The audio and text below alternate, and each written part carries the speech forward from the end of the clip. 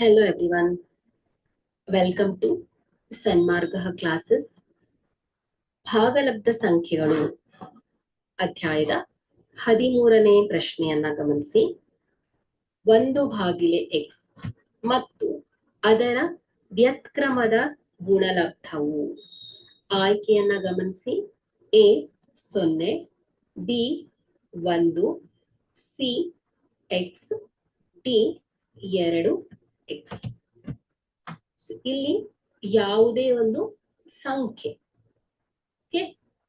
ಅದರ ವಿಲೋಮದೊಂದಿಗೆ ಗುಣಿಸಿದಾಗ ನೋಡಿ 1/x ಇದರ ವಿಲೋಮ ಅಂದ್ರೆ ಅಂಶವನ್ನ ಛೇದವನ್ನಾಗಿಸೋದು, ಛೇದವನ್ನ ಅಂಶವನ್ನಾಗಿಸೋದು ಅಥವಾ ಅಂಶ ಛೇದವನ್ನ ಬದಲು ಮಾಡೋದು.